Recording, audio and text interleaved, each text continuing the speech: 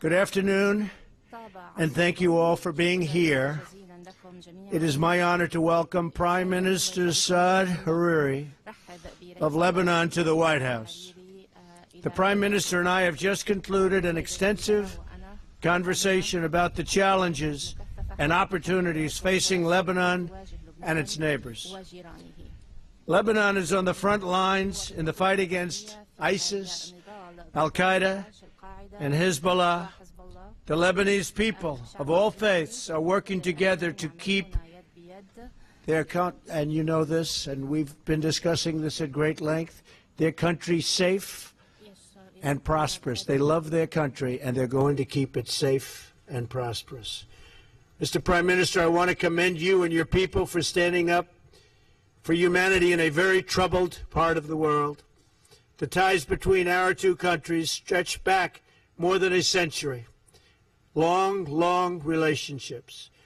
In 1866, American missionaries founded the American University of Beirut. Now, more than 150 years later, and with ongoing American support, this university continues to educate generations of leaders in the region. Today, our two countries seek to strengthen our relationship in many ways, including the pursuit of stability, mutual prosperity, and peace. What the Lebanese armed forces have accomplished in recent years is very impressive. In 2014, when ISIS tried to invade northern Lebanon, the Lebanese army beat them back.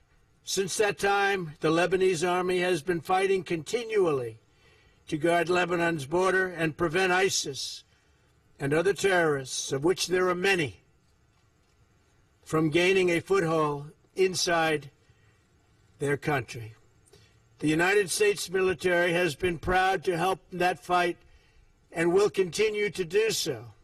America's assistance can help ensure that the Lebanese army is the only defender Lebanon needs. It's a very effective fighting force. Threats to the Lebanese people come from inside as well. Hezbollah is a menace to the Lebanese state, the Lebanese people, and the entire region. The group continues to increase its military arsenal, which threatens to start yet another conflict with Israel, constantly fighting them back. With the support of Iran, the organization is also fueling humanitarian catastrophe in Syria. Hezbollah likes to portray itself as a defender of Lebanese interests, but it's very clear that its true interests are those of itself and its sponsor, Iran. I've repeatedly emphasized that Syria's neighbors in the Middle East must take responsibility for helping Syrian refugees until they can return home and rebuild their country. The Lebanese people have led the way, accepting more Syrian refugees per capita than any other nation. It's not even close. I want to thank the Prime Minister and the Lebanese people for giving shelter to those victimized by ISIS, the Assad regime, and their supporters and sponsors, and pledge our continued support to Lebanon. Since the start of the Syrian crisis, the United States has helped Lebanon support Syrian refugees with clean water, food, shelter, and health care.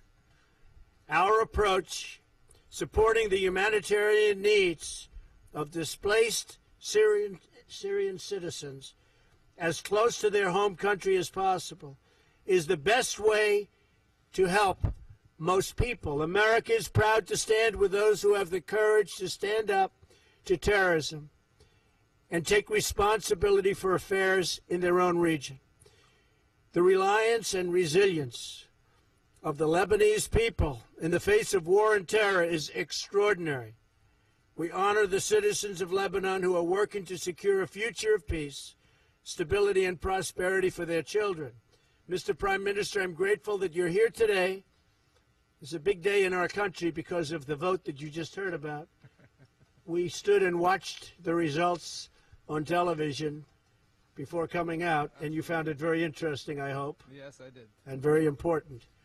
I look forward to working with you to strengthen our partnership and the enduring friendship between the American and Lebanese peoples. Thank you very much.